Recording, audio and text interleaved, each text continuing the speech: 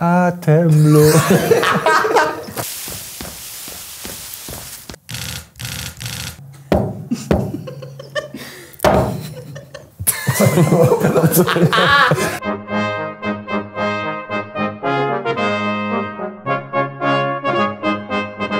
Erschöpft, aber glücklich stand der Weihnachtsmann vor seiner Tür. Er klopfte sich den Schnee von Stiefeln und Mantel und ging ins Haus. Brrr, war das kalt.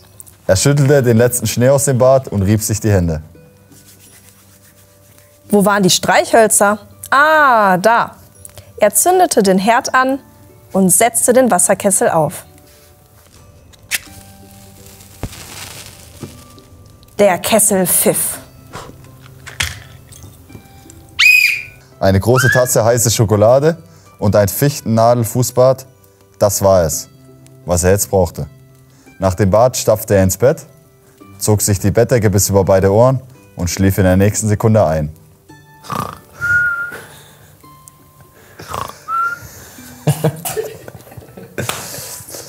Acht Tage lang schlief und schnarchte er wie ein Murmeltier.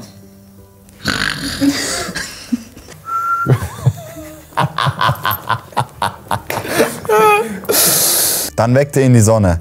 Verschlafen rieb er sich die Augen und brummte, na sowas. Hab ich so...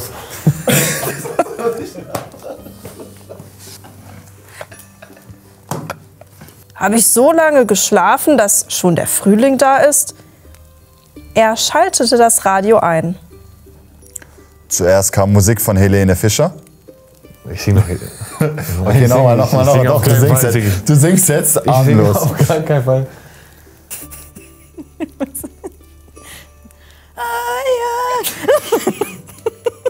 Zuerst kam Musik von Helene Fischer. Atemlos. Und dann die Wettervorhersage für Dienstag, den 2. Januar. Es wird windig, 2 Grad. Das Wetter wird warm. Sag doch mal, wie viel Grad es wird, ey. Schon Januar? Sein Magen knurrte. Er hatte schließlich über eine Woche nichts gegessen. Wie er sich auf sein Frühstück freute, mit Schinken, Eiern und allem, was dazugehörte. Aber erst musste er raus aus den Federn und einkaufen gehen. Als er seine Haustür aufschloss, sah er kein bisschen mehr nach Weihnachtsmann aus.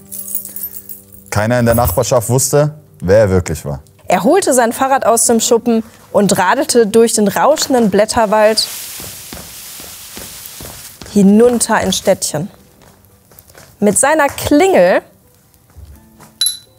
grüßte er seine Mitmenschen. Im Supermarkt kaufte er Kaffee, Eier, Butter, Schinken und Milch. Beim Bäcker nebenan frische Brötchen. Wie sehr freue ich mich auf mein Frühstück, dachte der Weihnachtsmann und rieb sich seinen Bauch. Er strampelte den Waldweg hoch, aber musste das letzte Stück schieben. Schweren Schrittes stapfte er über den Kies. Er war ganz aus der Puste, als er endlich zu Hause ankam.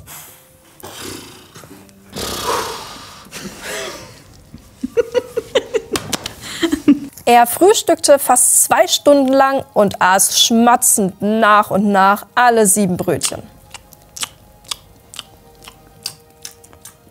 Dann griff er nach der Zeitung und schlug sie auf. Doch was musste er da lesen? Weihnachtsmann total veraltet. Dieser bärtige, dicke alte Mann bringt den Kindern nichts als ungesunde Süßigkeiten und nutzlosen Spielkram. Der alte Mann muss mehr mit der Zeit gehen. Der Bart muss ab, Herr Weihnachtsmann. Schlagartig war es mit der guten Laune des Weihnachtsmanns vorbei. Wütend schlug er auf den Tisch. Er stand auf und zog seinen Bauch ein, hielt die Luft an und ging mit entschlossenen Schritten zum Spiegel. »Ach du dicker Weihnachtsmann«, rief er erschrocken. »Ich bin zu fett. Was mache ich bloß?« Und dann der Bart. Der war zerzaust und ungepflegt. Na, dem war leicht abzuhelfen. Er rannte in die Werkstatt, wühlte in seiner Werkzeugkiste, holte die große Papierschere und ging ins Badezimmer. Schnipp, schnapp, schnitt er den Bart ab. Dann seifte er sich das Gesicht mit dem Rasierpinsel ein und entfernte die restlichen Stoppeln mit dem Rasiermesser.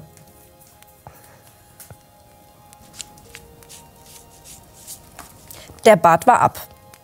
Aber wie wurde er seinen Bauch los? Der Weihnachtsmann fasste an den Hosenbund. Tja, was mache ich bloß? Grübelte der Weihnachtsmann. Schlank werden? Das war leichter gesagt als getan. Aber er wollte halt der beste, der gesündeste, der modernste und der beliebteste Weihnachtsmann der Welt werden. Der Weihnachtsmann ging in sein Arbeitszimmer und vergrub sich hinter seinen Büchern. Er blätterte unzählige Bücher durch und las sie. Dabei sträubten sich seine Haare. Er hatte tatsächlich sein Leben lang alles falsch gemacht. Er hatte den Kindern geschenkt, was sie sich wünschten und nicht das, was nach Meinung von klugen Leuten gesund und nützlich war. Er hatte mit dem Herzen geschenkt und nicht mit dem Verstand. Der Weihnachtsmann verordnete sich außerdem noch ein Trainingsprogramm und eine Diät. Morgens, ehe er sein Müsli aß, joggte er eine halbe Stunde durch den Wald. An jeder Wegkreuzung machte er Squats Und Lunges. Dann holte er tief Luft und lief weiter.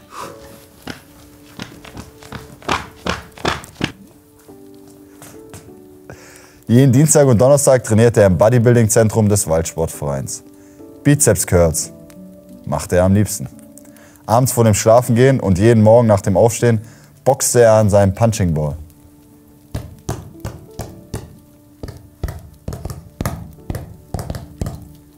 Als es kälter wurde, verbrachte der Weihnachtsmann den größten Teil seiner Zeit in der Werkstatt und bastelte.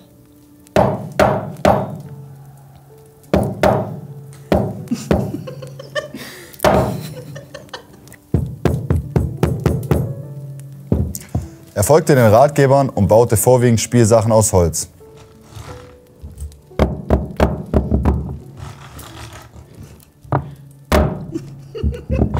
Wunschzettel? Die las er diesmal gar nicht erst. Er wusste ja jetzt viel besser als die Kinder, was man schenken müsste. Als Anfang Dezember die jährliche Pressekonferenz mit Journalisten aus aller Welt stattfinden sollte, musste er seinen roten Mantel zweimal um den Bauch wickeln und mit einem Wäscheseil zusammenbinden. Ehe er ging, warf er einen Blick in den Spiegel. Er strich über sein glatt rasiertes Kinn, Pfiff sich anerkennend zu und brummte zufrieden. Gut siehst du aus.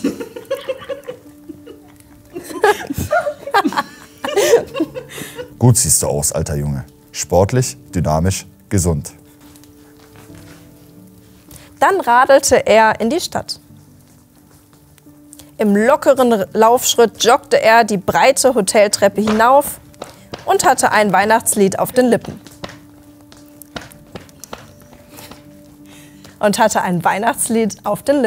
Oh, Tannenbaum, oh Tannenbaum. Die Journalisten erwarteten ihn schon. Doch mit dem, was dann geschah, hatte der Weihnachtsmann nicht gerechnet. Die Reporter, die vorher über seinen dicken Bauch gelästert hatten, jammerten jetzt: Was? Das soll der Weihnachtsmann sein? Das gibt's ja gar nicht. Das können wir unseren Lesern nicht verkaufen. Ein Weihnachtsmann ohne Bart und Bauch? Das glaubt uns doch keiner. Wie wild tippten die Journalisten auf ihren Tastaturen. Der Weihnachtsmann war sprachlos. Er sah doch jetzt viel besser aus als im letzten Jahr und fühlte sich jünger und gesünder. Man konnte es den Leuten nicht recht machen. Ehe er sich versah, kamen Personen und brachten ihm Watte für den Bart und jede Menge Sofakissen für den Bauch.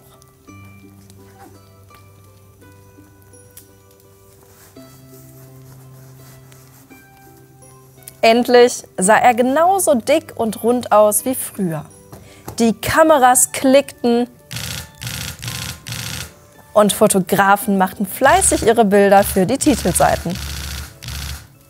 Dann meldete sich eine Journalistin: und wollte wissen, was denn in diesem Jahr die schönsten Geschenke sind.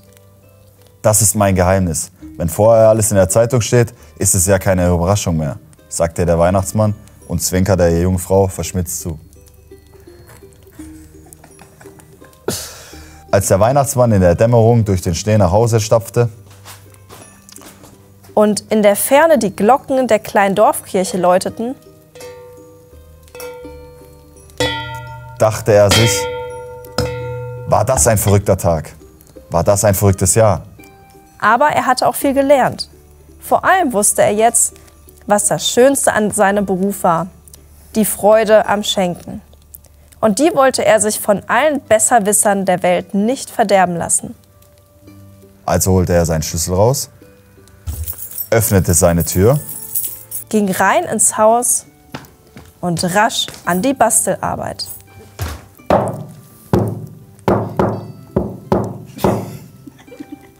am 24. Dezember packte der Weihnachtsmann seinen Schlitten wie jedes Jahr,